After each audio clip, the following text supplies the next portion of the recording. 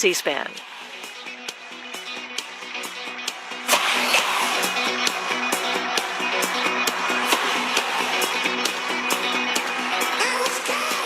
Thank you so much.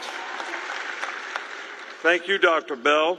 And first off, I'd like to take the opportunity to thank you for your extraordinary leadership here at the University of Alabama over the last 10 years. You made the university better. You made me better. You helped us have a successful program because we always had the support that we needed. And leadership is all about serving other people. And Dr. Bell created a great example. He was somebody that we all could emulate. He helped others for their benefit, which is what service is all about. And, you know, his integrity, humility, and unwavering focus to the students here is something that is unprecedented. So I would like to get a round of applause for Dr. Bell for 10 years of tremendous service to the University of Alabama.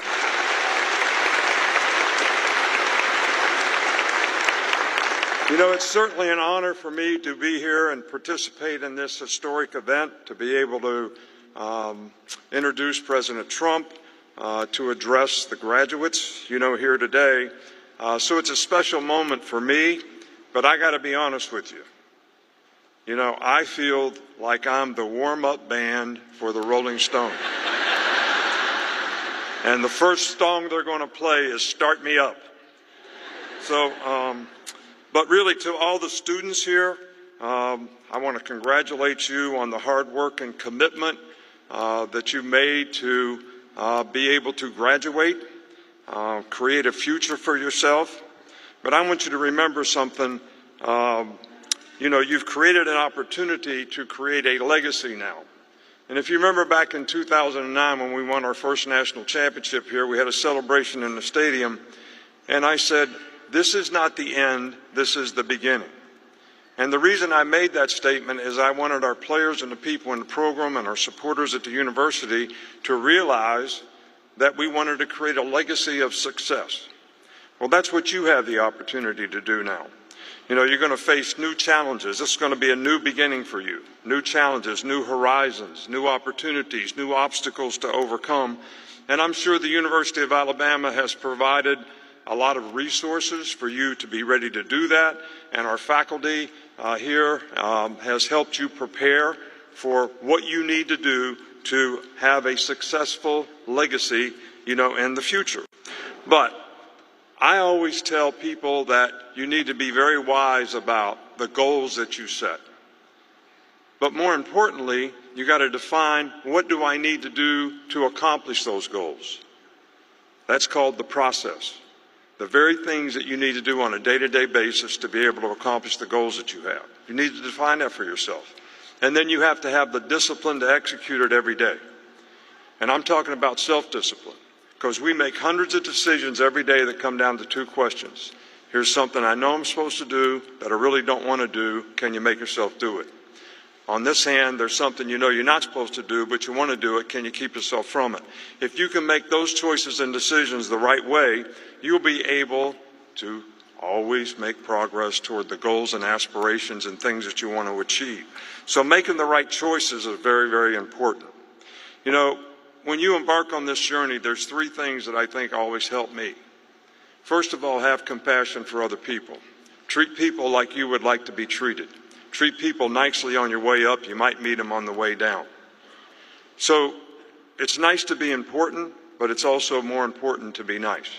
So that was the first thing, compassion for other people. The second thing is, be responsible for your own self-determination. You got to earn it. Don't look at somebody else. Don't blame somebody else. You be responsible for your own self-determination and have accountability for what your job is and what you need to do. And the last thing is, it's not about beating the other guy. It's not about being better than somebody else. It's about you being the best that you can be. You know, we won 26 games when I played Pop Warner football in a row. Then we won 30-some in high school in a row, and it was never good enough. And I could never understand that. But my dad said, it's not about beating the other guy. It's about you being the best that you can be at whatever you choose to do. And I'm going to leave you with this. The first speech that I gave in 17 straight years here, was I used to get the players to understand how important it was for them to be their best. As I paraphrased Martin Luther King's old street sweeper sermon. And he started out saying, there's only one guy in the green stamp store at Montgomery, Alabama that I'll let shine my shoes. Because the pride that guy has in shining shoes and the smile he gets on his face when you told him he did a good job. Then he goes on to say, if you're going to be a street sweeper, be the best street sweeper in the world. Sweep the streets like Michelangelo painted a Sistine Chapel, like Shakespeare wrote literature. Let them put a sign up that says the best street sweeper in the world lives right here. And if you do that, you accomplish the best there is in life, knowing you did your best to be the best you be, no matter what you choose to do. So, from Terry and myself, Miss Terry and myself, we want to congratulate the 2025 graduating class of the University of Alabama and wish you the very best in the future.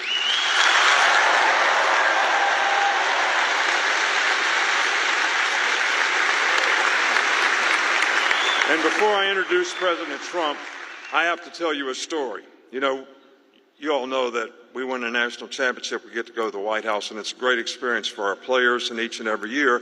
When we won in 2017, President Trump was there in 2018, very gracious host, and he's the first president that invited us to come in the Oval Office. So I take the three captains in the Oval Office, and the president's really nice to everybody, and he's got this very big, good-looking, auspicious box on his desk that has a red button on top. And one of the players said, "Is that what you launch the missiles with?" And he said, "Well, push it and find out." Player said, "No, I don't want to do that." He said, "Oh, go ahead, push it, see what happens, find out." So Rashawn Evans finally got the guts up, went over, pushed the red button. Some lady came in with a Coke on a tray. So I really want to express my appreciation to President Trump for choosing the University of Alabama for his commencement address and making time to speak to our graduates. Now it is my distinct honor to introduce our next speaker. Please join me in welcoming the 45th and 47th President of the United States, Donald J. Trump.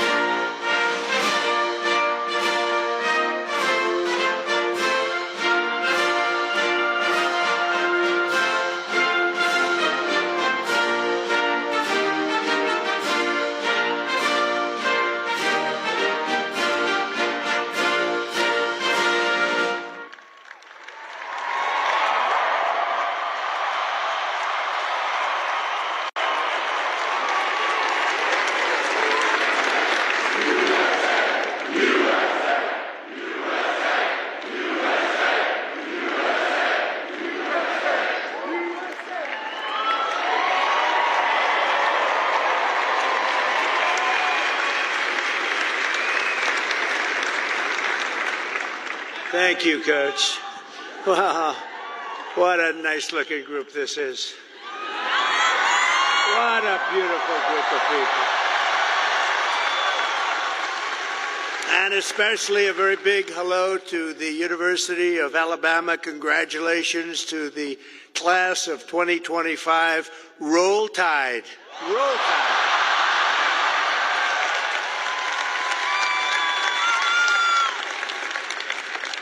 There are things that happen in life that are very important, and you always remember where you were when they happened. As a student at Alabama, you'll always remember where you were when your head coach, Nick Saban, retired. Remember that? Because he's done such a fantastic job. The last time I was here, and that's true with Nick, what a great coach. Let's bring him back. No, you have a good coach right now, though. You have a good coach right now. He was great. But the last time I was here, the Crimson Tide beat the Georgia Bulldogs 41-34.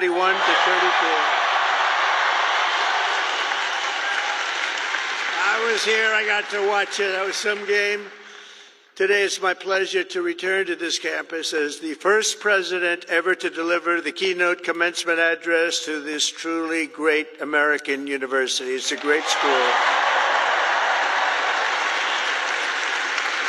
And there's nowhere I'd rather be than right here in Tuscaloosa, Alabama, Titletown, USA. That's what it's become.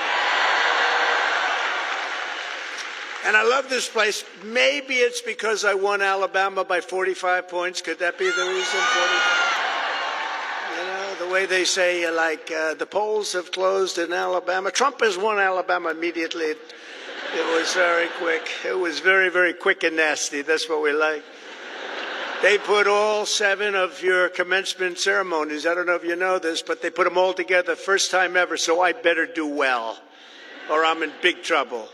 But I want to thank President Bell for his 10 years of distinguished service, highly respected gentleman, but 10 years of service to this great university, overseeing the education of 100,000 proud Alabama graduates. That's something to have on your record.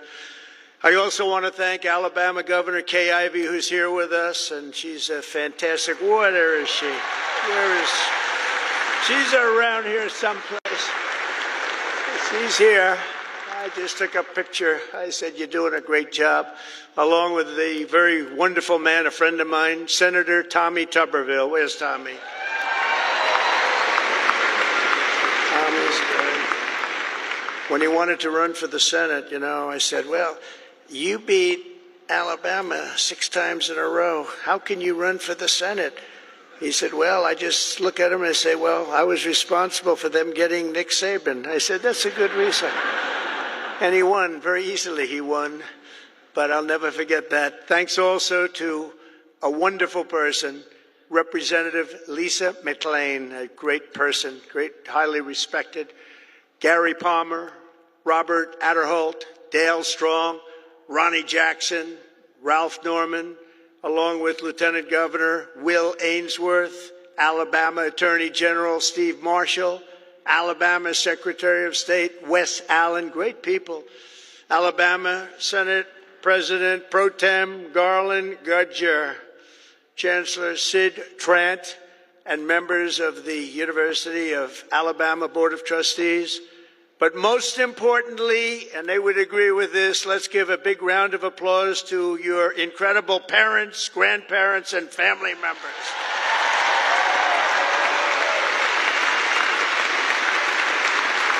Because they made this wonderful day possible. Oh, you're great. Without them, it doesn't happen. Without them, you probably aren't here, and you wouldn't have that big, beautiful smile on your faces. This year, the graduating Alabama class of 2025 has over 6,600 graduates. You're the largest class in school history. Among your ranks are among the 800 first-generation college students and nearly 3,000 students from right here in the great state of Alabama. Amazing. And this class also includes many Rhodes Scholars, Goldwater Scholars, 213 Merit Scholars, and over 1,500 students graduating with red caps. You know what that signifies? 4.0 GPA. That's a lot of students. That's a lot of students.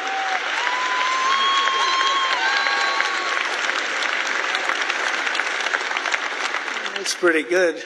I know who I'd pick. I'd look for a red cap. I say, I want you to work for the beautiful Trump administration, this lovely administration. In addition, the class of 2025 has nearly 130 active duty service members, veterans, and members of the University of Alabama, ROTC. Thank you very much. Thank you. Everywhere you look, you can see the fierce spirit of this school, but nowhere more clearly than in your world-class athletics. There's nothing like it. Probably there's no school like it. That's why I would like to recognize the 11 graduating seniors on the University of Alabama football team. Where may they be? Where are they? You just have to look, and they're about a foot taller than everybody else. Oh, great. Thank you very much. Congratulations. Great season. Thank you. Thank you. Great season.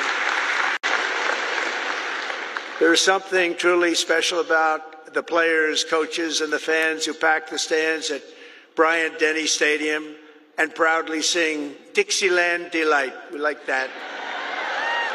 Alabama has changed college football forever and inscribed into the history books the names of Bear Bryant, Joe Namath, 4 Heisman Trophy winners, and of course, the great Nick Saban.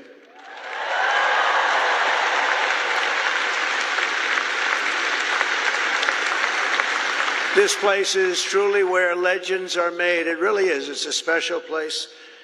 When your president called, we talked about it. It took me about 2 seconds to say, I'll go. I wasn't looking to do it, and we are busy. You know, we're winning a lot of battles right now. We love winning, don't we? Love winning. We're winning a lot of battles. But I wanted to do this. For the University of Alabama, good isn't good enough, tough isn't tough enough, and great isn't great enough. The Crimson Tide does not rest, does not quit, and does not stop winning until it's all time. You know, it's all time. You're always winning, and you're going to keep winning. That's why the University of Alabama football team has won more games in the last decade than any college football team in America. That's not bad.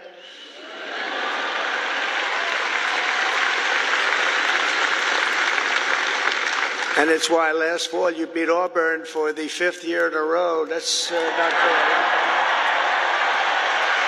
That's not bad. The University of Alabama has a brand, and that brand is winning. That brand is winning. Great school. Last year, the Crimson Chaos watched the Tide Hoops make it to the Final Four for the first time ever. And this year you built on your incredible record and returned to the Elite Eight. So not only is Alabama a great football school, it's now one of the nation's best basketball schools, and congratulations.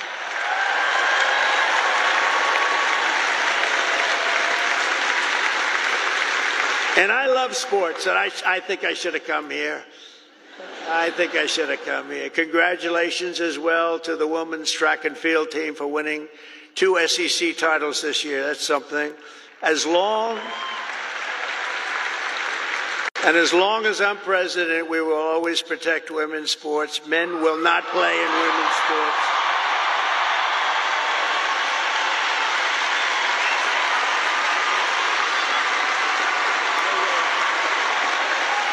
No way. They say that's an 80-20 issue. No, it's a 97-3 issue, I think. No, men will not be playing in women's sports. I said that, and I classified it with a very powerful executive order. As you know, it's done. The class of 2025 was the first to enter the halls of this university in the aftermath of COVID-19. Following a difficult senior year of high school, many of you came here to Tuscaloosa from around the country, and for the very first time, you experienced something called freedom. You had freedom. So let's give a big round of applause to the leaders of this state who chose liberty over lockdowns. They did. They did a good job.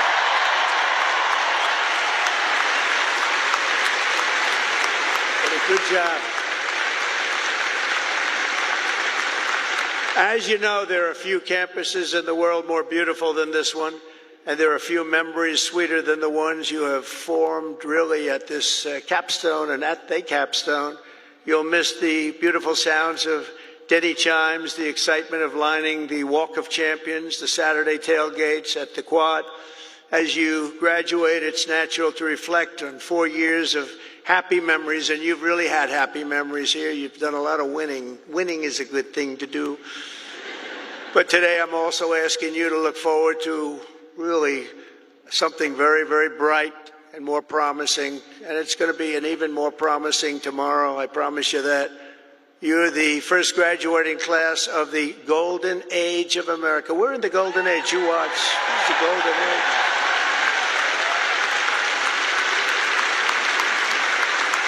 This is the golden age. We've done things that nobody thought possible. 100 days yesterday, 100 days, and we've done things that nobody thought even possible. Like many generations before you, you're graduating at an exciting time for our nation, a period of both extraordinary change and incredible potential and what will be unbelievable growth. You're going to see that very soon. You're going to see it starting very, very soon. The whole world is talking about it.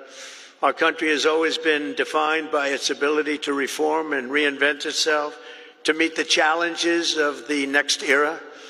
The last 4 years were not good for our country, but don't let that scare you. It was an aberration. We're run by people who truly, at that time, 4 years, we were run by people that didn't have a clue. They didn't have a clue. I'm trying to be nice when I say it that way. They allowed our beautiful USA to be laughed at, scorned, and taken advantage of by everybody.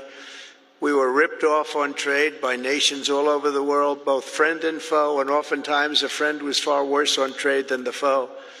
But those days are over. You're at the start of something very, very big. You're going to see that very soon. Now, exactly 250 years after the first Patriots stood and fought at Lexington and Concord, we're in the midst of another kind of revolution, a revolution of winning and a revolution of common sense. Common sense.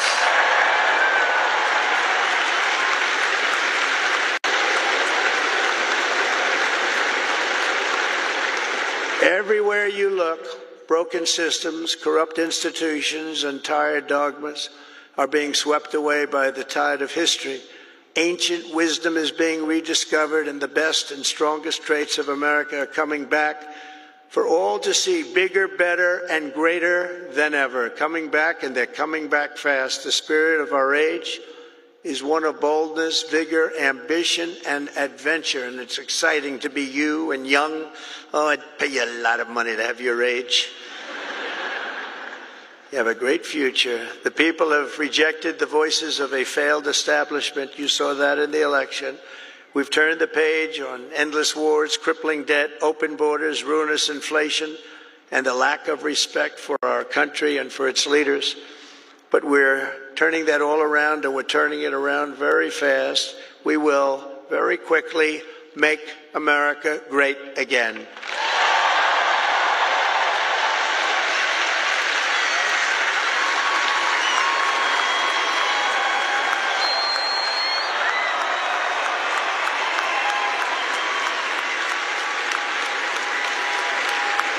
This week, we're celebrating the most successful first 100 days of any presidential administration in the history of our country, and we've been given a lot of credit for that, but 100 days does not a full term make. But we're going to do even better as we move along. In a matter of weeks, we've achieved the lowest number of illegal border crossings ever recorded.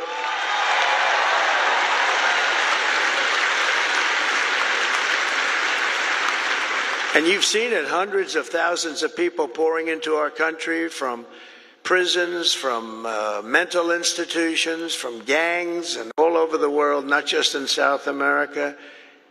You'd see hundreds of thousands of people pour across in one day. You know what we had just recently? Three.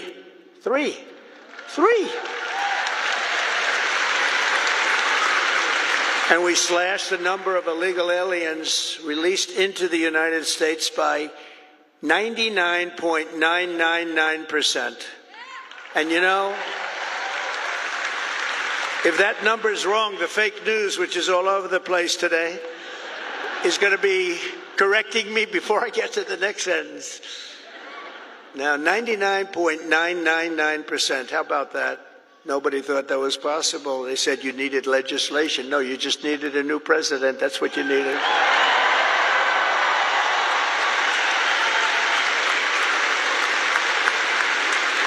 But despite the tremendous success, as you've been reading, the courts are trying to stop me from doing the job that I was elected to do.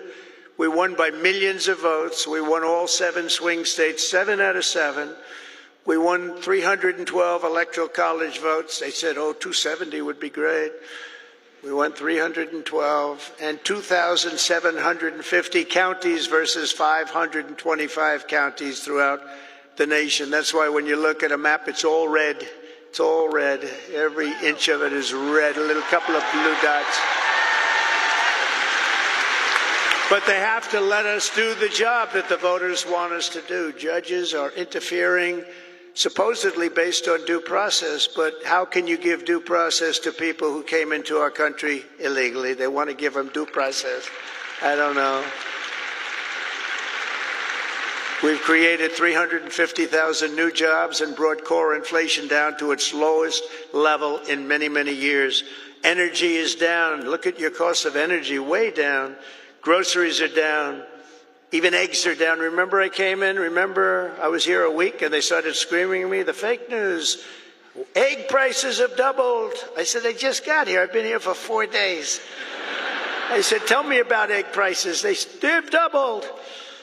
Well, they didn't double under me. I just got there, and we did a great job. We brought down the cost of eggs. In fact, they said you won't have eggs for Easter. They wanted to we have a big Easter egg hunt at the White House. You saw it just take place. And they thought we should order thousands of plastic eggs. Plastic. I said, no, we'll do it. And we straightened out the egg situation very quickly. Our great Secretary of Agriculture did a fantastic job, and we had so many eggs we didn't know what the hell to do with them. And prices of eggs have gone down 87% since I took office. That's something, right? But the price of food has gone down, and mortgage rates are down, and gasoline prices just hit $1.88 a gallon in 3 states. Can you believe it? It was at $3.50. It was at $4. We're drilling. Oh, we're drilling. You know, drill, baby, drill, right? We drill, baby, drill. We do that. We got it down. We have it going good. And, you know, when energy drops that much, you don't have much inflation. It's hard to have inflation. It was just announced that in the first quarter, investments in the United States are up 22%, that we're leading the whole world in investment. Everybody's pouring into our country with big dollars. And it's all about November 5th, the November 5th election, and tariffs and incentives that we've given that are going to make this country so much richer. We have $36 trillion in debt. That's going to start to come off. It's going to come off rapidly, but we'll be over $8 trillion in investment, with Apple and others investing $500 billion each. We've never had a period of time in 2 months, because we're here for 3 months, a little bit more, but give me a break for the first month. You know, had to get a little acclimated. Had to see where the enemy lies, because they're already looking to impeach Trump. You know, these crazy people. Let's impeach him. For what? We don't know exactly, but we'll try it. These people are crazy. So we had to, you know, get our bearings for the first couple of weeks. So in 2 months, we had over $8 trillion, think of it, committed. Nobody's ever seen anything like it. There's never been anything like it in any country at any time, and it's all because they want to avoid the tariffs. We want to get here fast. And I said, you know, a number of times, tariff is the most beautiful word in the world, and I got absolutely decimated by the fake news. They said, what about love? What about your wife? What about your parents? What about religion and God? So I said, all right, it's the 5th nicest word I've ever seen. And since I've done that, I've been in good shape. Nobody's bothered me. They've been very nice. So it's the 5th most beautiful word I've ever heard. But it's making us very rich, and you'll be seeing the results pretty soon, sooner than most people think, because that's what other countries have been doing to us, just so you understand. They were tariffing the hell out of us. We couldn't sell cars in Europe. We couldn't sell cars in China. We couldn't sell cars in Japan or anywhere else. We couldn't do anything. And all we're doing is we're doing it to them, but we're doing it much better. And the U.S. military is suddenly seeing its best recruiting numbers ever. We've never had numbers like that.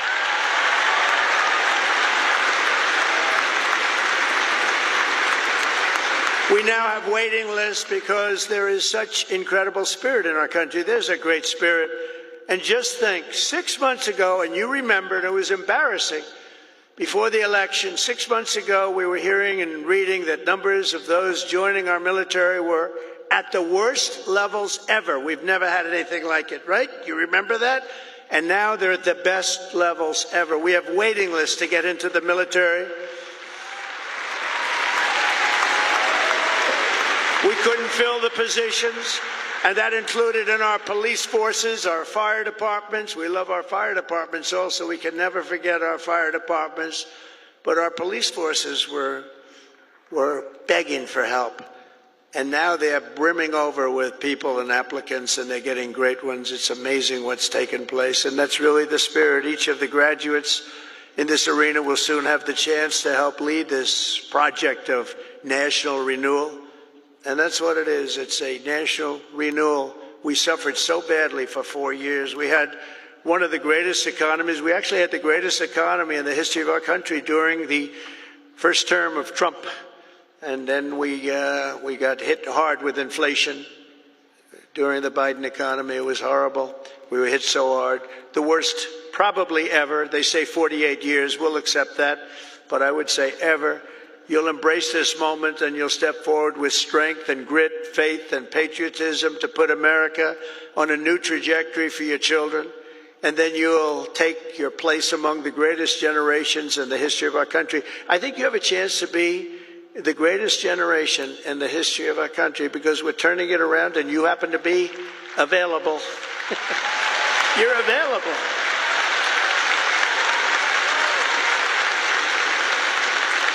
That's a good time to be available. There are some times when it's not so good to be available, but this is a great time. I'm absolutely confident that the Alabama class of 2025 is up to the task. Are you up to the task? You learned a lot about winning here at Alabama, and now we need you to help win for America. For the business majors here today, I challenge you not merely to use your talents for financial speculation, but to apply your great skills that you've learned and had to forging the steel and pouring the concrete of new American factories, plants, shipyards, and even cities which are going up all over our country. Don't just build a strong portfolio, build a very, very strong America, and you're going to do that.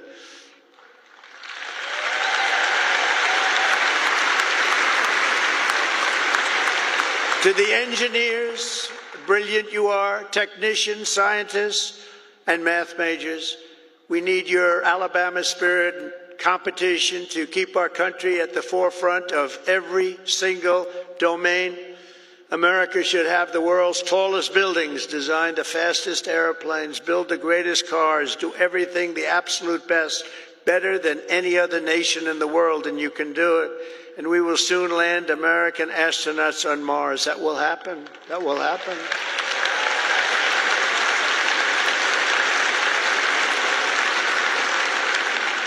In every field you have studied, there are problems to be solved and breakthroughs to be made. To the journalism majors, of which I've had a lot of problems with. I must be honest. I'm not sure I like them. No, I do. But you're really leading a very thing because we need a great and free press. We need a brilliant press. They're like a watchkeeper. They're very important, and you can go out and take it down a new track, help save the country. So important. Your task is so important, and it's to build a media that Americans can trust. And remember, the people of this country, they know the truth when they hear it. That's why the ratings, the approval numbers of the media are so low. We need those ratings to be 100%. We have to be able to trust our media. I say you have to have that. You need strong borders, and you need really free, fair, clean elections. You need those things, but the media is a big part of it. In the world of health and medicine, there is an exciting new movement to get poisons out of our food supply, keep toxins out of our government.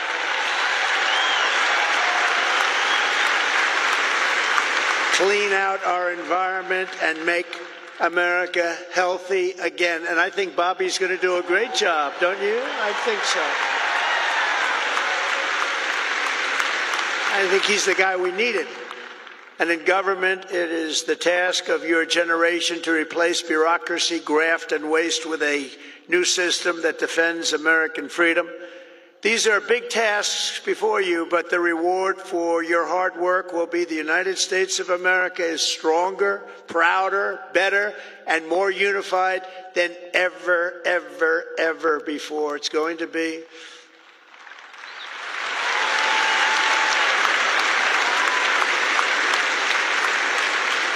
As you embark on this great adventure, let me share some of the biggest lessons I've learned from a lifetime spent building dreams and beating the odds. I beat a lot of odds.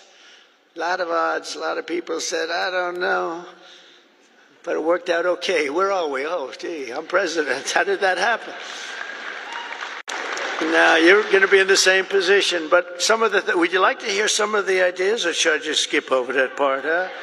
That's going to be more interesting than all the other stuff, which was slightly political, right? I'm going to give it to you, though, just as I see it and as I've learned it, the hard way and the easy way. First, if you're here today and think that you're too young to do something great, let me tell you that you are wrong. You're not too young. You can have great success at a very young age. You're all very young. In America, with drive and ambition, young people can do anything. I was 28 when I took my first big gamble to develop a hotel in Midtown Manhattan, the Grand Hyatt, and it worked out incredibly well.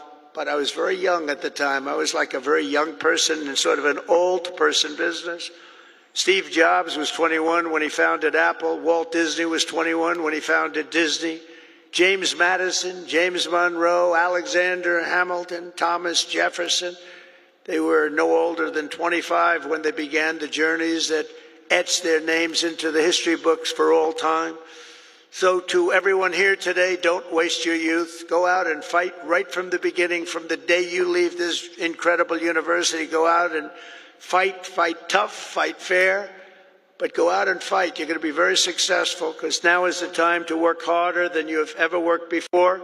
Push yourself further than you have ever pushed yourself before.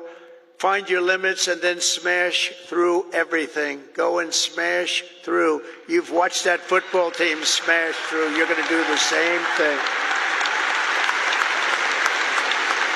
You're at the age when you have the time and vitality to do really incredible things. If you just give it your all. You'll look back, and a decade from now, you'll be astounded by what you've achieved. You'll remember this day. You'll remember when the guy named Trump was giving the commencement address, and he said I could do it, and guess what? I did. I think you're going to remember that very fondly. I hope so.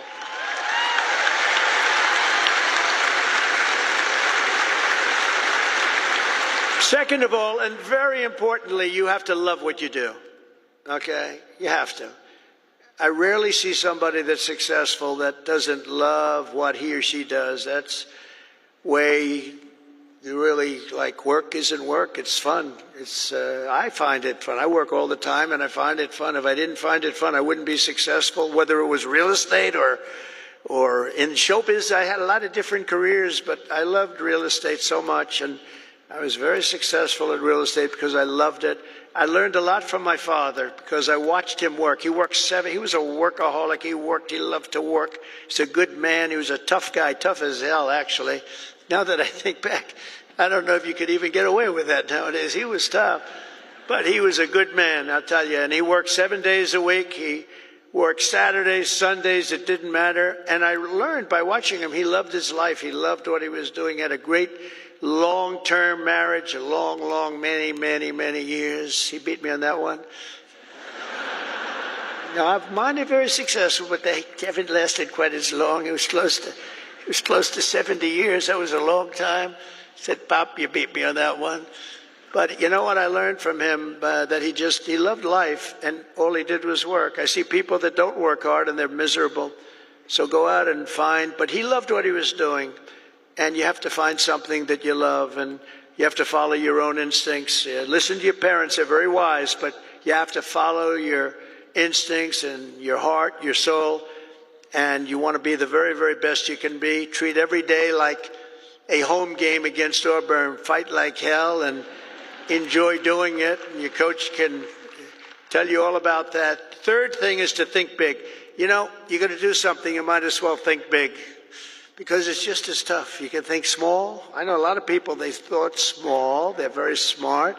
I know others that weren't nearly as smart, but they had a better picture of the big picture, because it's just as hard to solve a small problem as a big problem, and it's just as much energy and everything else, except the result is going to be a smaller one. So love what you do, but think big if it's possible.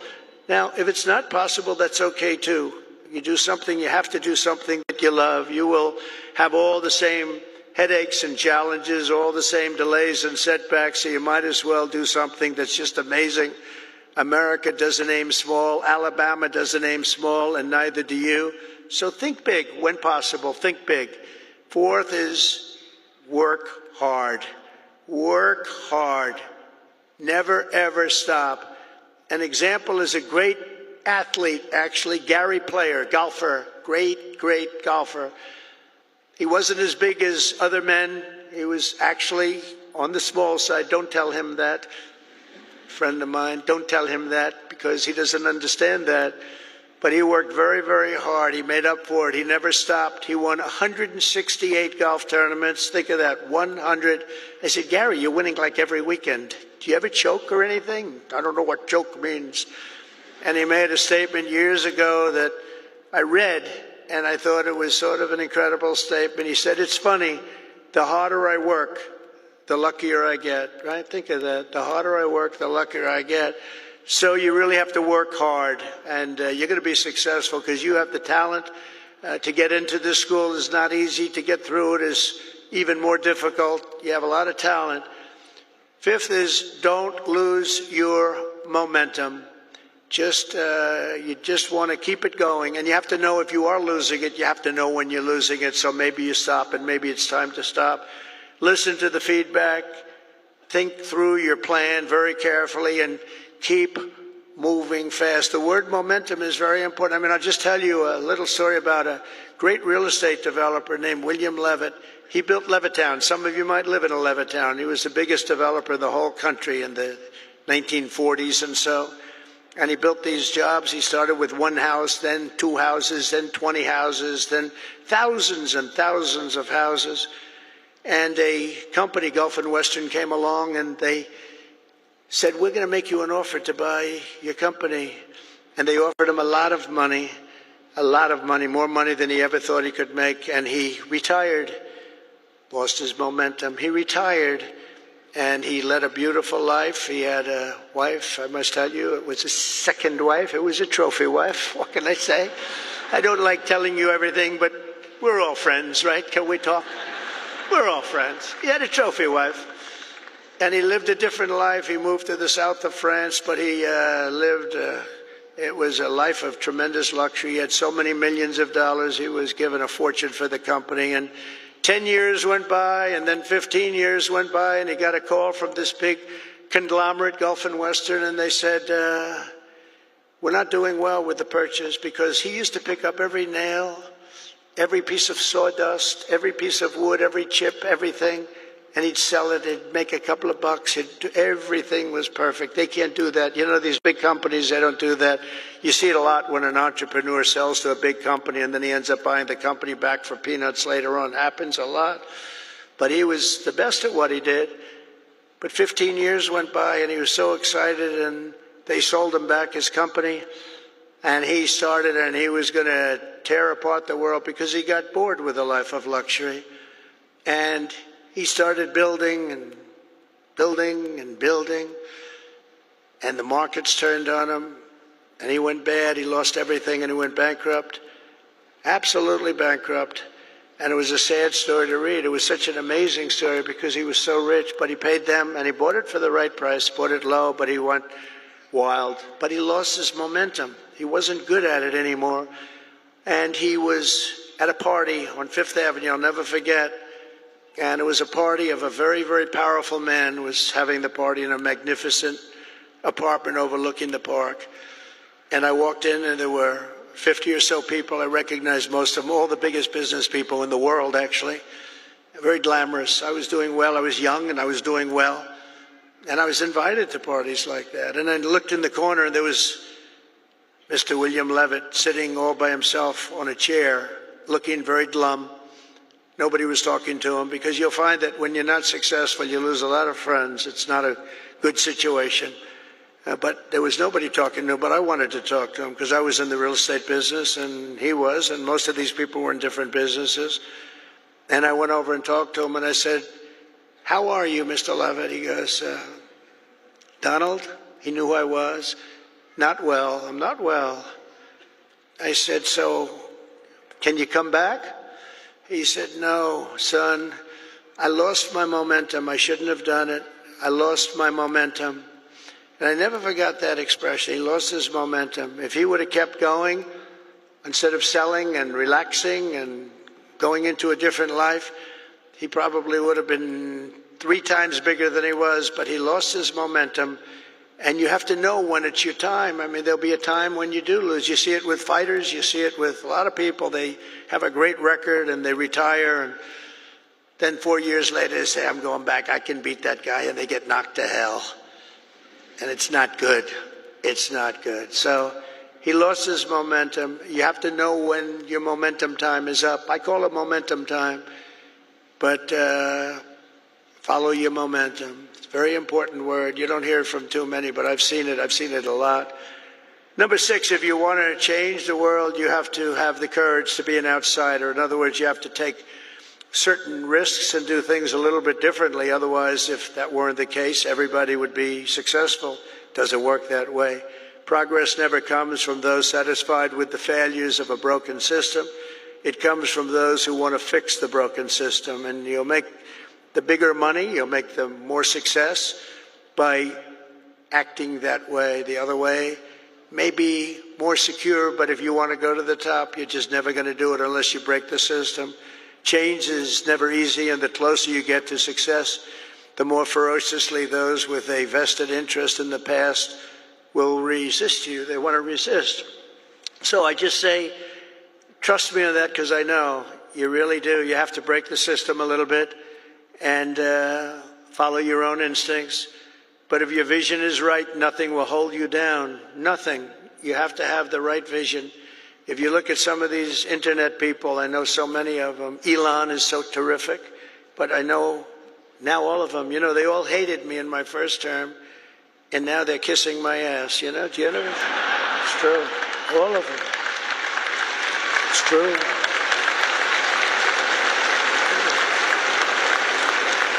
It's amazing. It's nicer this way. Now, in the first, they didn't know what happened because I won an election that, there was never a businessman that won a presidential election. Out of 100%, 8% were generals and 92% were politicians. Not even admirals, not even just generals. There were 8 generals, General Washington, General Grant, generals, General Eisenhower. But 8% were generals and 92% were politicians.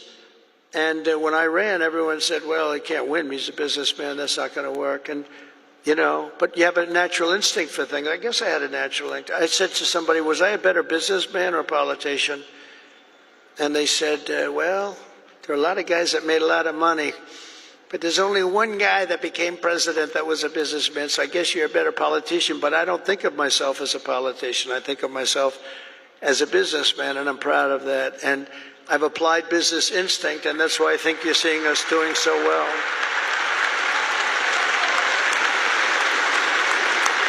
So number 7 is to trust your instincts, common sense. You can go very far in life with common sense, and I applied that to politics because some of these things, like they had open borders. Let everybody in the whole world flow into our country. That's not common sense. They had transgender for everybody.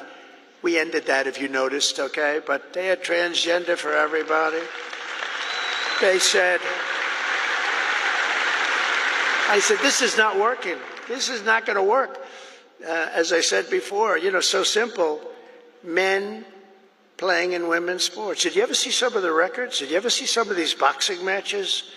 We have to protect. These women are great athletes, but we have to protect. If you looked at the Olympics where they had transitioned people going into the boxing, where the women had boxing, and they had a great champion, a female boxer. I mean, after one punch, you walk back to the corner, said, I can't get hit like that. I've never been hit like that before. You look at all the volleyball players that have been hurt so badly with balls that are hit at levels that they've never seen before. But the greatest is like weightlifting. You ever see the weightlifting? Where they have a record that wasn't broken in 18 years? And they have, should I imitate it? You know, my wife gets very upset when I do this. She said, darling, it's not presidential. I said, yeah, but people like it.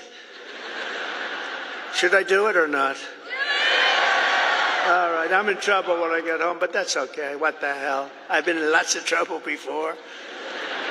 But no, you look at the weightlifting where 18 years it stands, and they have this young woman, and her parents are right where you are in the front row, and they're so proud of her, and it's like 209 pounds, and she's going to lift that.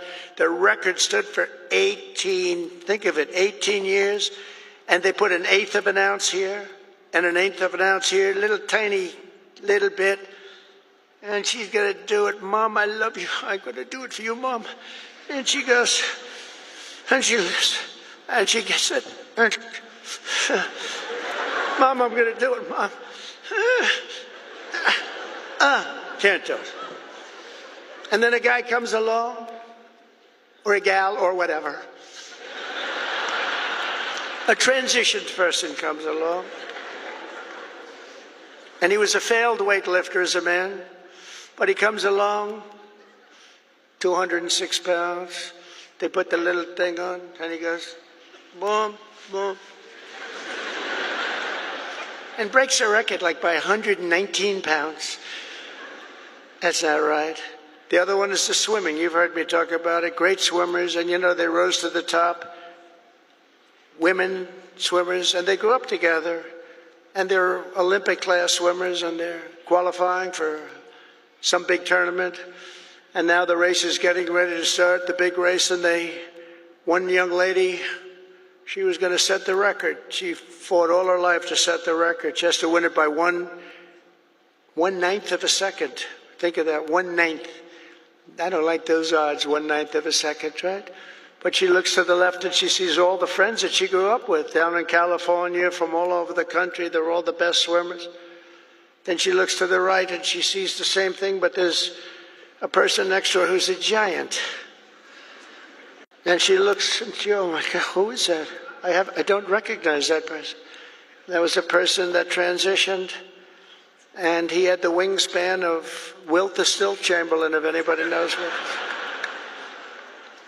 And as you know what happened, she was very, very badly injured in that meet because he went by her so fast that she was windburned. They had to take her out. She got serious windburn. He flew back and forth, and she didn't know what, but she got the hell knocked out of her, knowing that I'm only kidding. She wasn't windburned. She was just beaten by a lot. Or the race, did you see the race where they had the best female runners, and they had a guy who was a decent runner, a long-distance race, and he won by 5 hours and 19 seconds.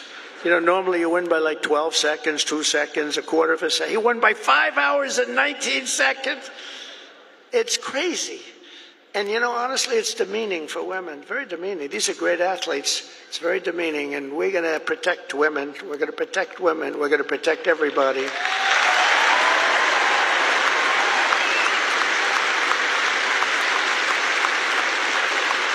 So now that I'm in trouble with my wife, I'm going to blame the University of Alabama for asking me to go through with that stuff. But it's pretty descriptive, isn't it, really?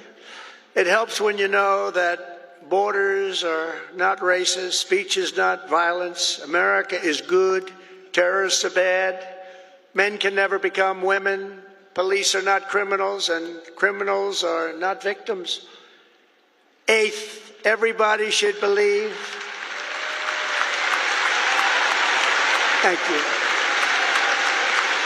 Thank you very much.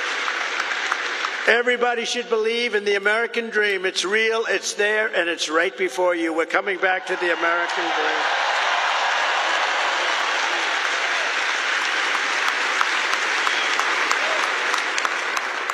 dream. Ninth, think of yourself as a winner. The power of positive thinking. Dr. Norman Vincent Peale, from many years ago, wrote a book, The Power of Positive Thinking.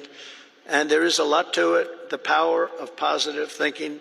Don't consider yourself a victim. Consider yourself a winner. In recent years, too many of our young people have really been taught to think of themselves as victims and blame people and be angry. Don't be angry.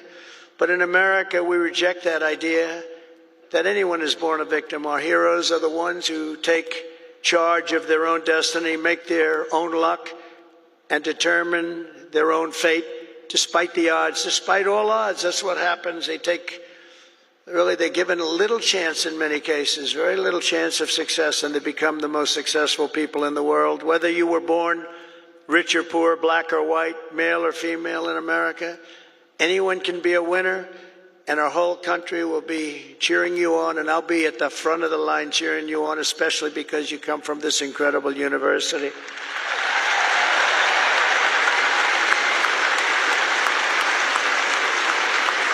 And next is to be an original. The old-time greats were people who had the confidence to be a little different.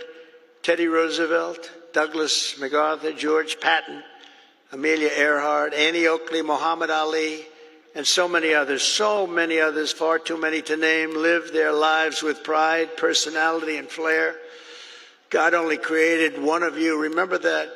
God created one of you. You're all different. Some are close, but nobody is the same. You're one of a kind. So don't try to be someone else. Just be yourself. And finally, and most importantly, never, ever give up. Never give up.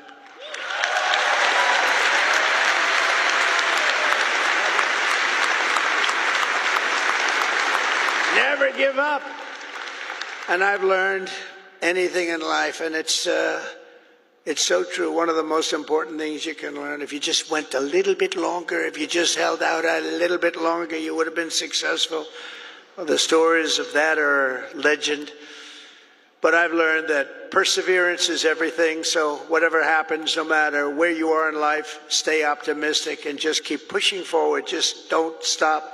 Never, ever give up. Victory is right around the corner. I've watched Coach Saban win games that really were virtually over. You've seen it. You've been in the stands. He won a couple of games. I said, Coach, you got lucky as hell. He said, I didn't get lucky. I'm a talented guy. You know, those little touchdowns that come out of nothing. He's amazing. But he's a guy that doesn't quit and doesn't know what the word quit even means. He couldn't define it. He took victory out of the jaws of defeat, and you can do that too at every stage in my career. My enemies, of which there were many and probably are right now, I can think of a couple of people that don't like me too much right now. But they said that they have to do everything they can to keep me from winning, to keep me from making it. And I'm representing you, so I have to make it. I have big shoulders, but these are big shoulders. I have to win for you. I'm not winning for myself. I'm winning for you. Do you remember when they said that Donald Trump will never become president of the United States? Remember Barack Hussein Obama said that? Barack Hussein Obama. Donald Trump will never be president. Like 50 other politicians said that. Where are they now? Oh, let me see. Oh, there they are. Where are they now? But here I am standing before you as the 45th and 47th president.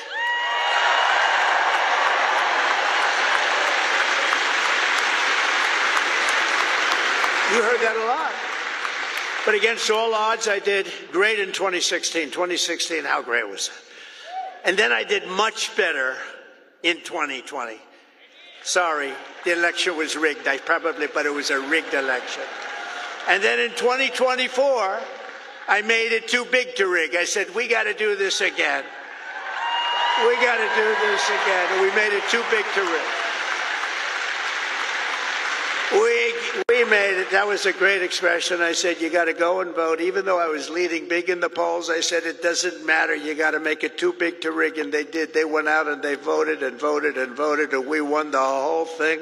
And it was so good. And it's such a great mandate for our country. That's the important thing. So never let anyone tell you that something is impossible. Ever, ever, ever. In America, the impossible is what we all do best. There is nothing you cannot do if you are willing to fight for it. You got to fight, fight, fight. Oh, I've heard that expression.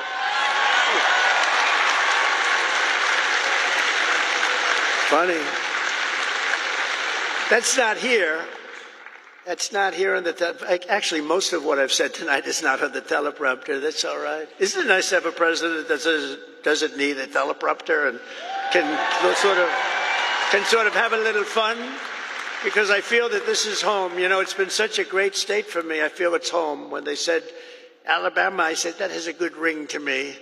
But it's something nice about somebody that doesn't need a teleprompter, isn't it? Huh? But for the past 4 years, you've lived in a state known for its fighters, its champions, and its warriors, and you've lived in the great state of Alabama, one of the greatest of them all, from Huntsville to Birmingham, from Montgomery to Mobile, and from right here in Tuscaloosa.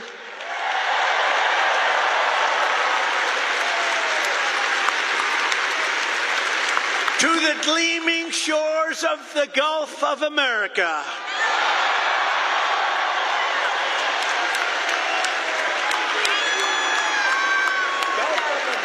That's a nice thing.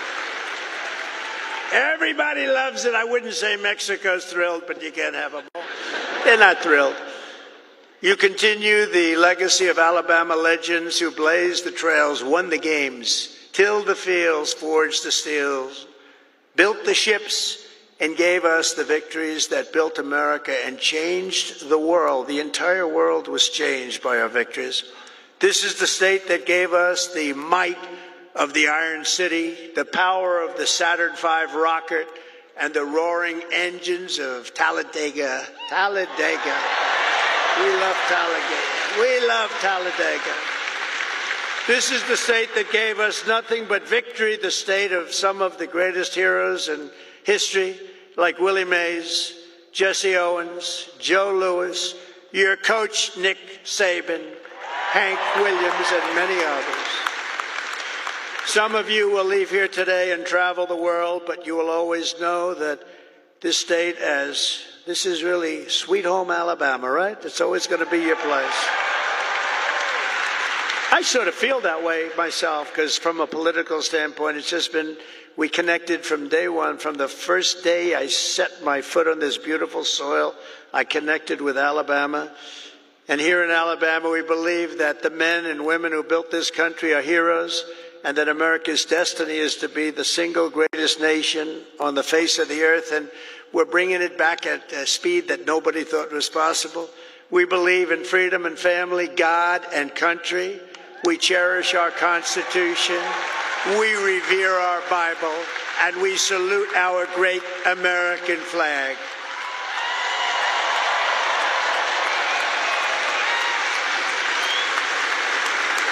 We honor our police, we respect our veterans, and we always stand for our one and only national anthem. We love our national anthem. We believe in strong parents, strong values, strong communities, and very strong borders. And we believe that the United States military is the greatest force for peace and justice the world has ever known. We have a great military. We just had people that didn't know how to lead it. We believe the South is beautiful, Alabama is great, and America is our home. We believe in the SEC and the USA.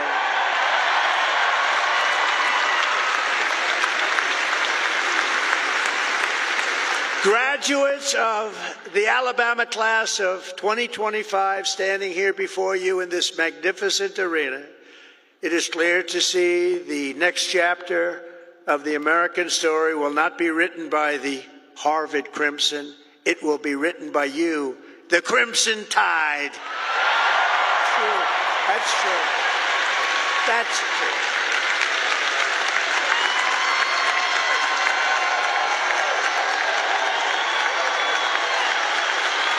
That's true. I thought that was rather clever. If you look at what's going on, they get their $5 billion a year. That is not going to be so forthcoming Now, wasn't that a clever one, though? Huh? Who would think of that? Because this is Alabama, and at Alabama, you fight, fight, fight, and you win, win, win. That's what you know how to do. Congratulations to you all. Congratulations to this great class of champions. God bless you, and God bless America. Thank you all very much.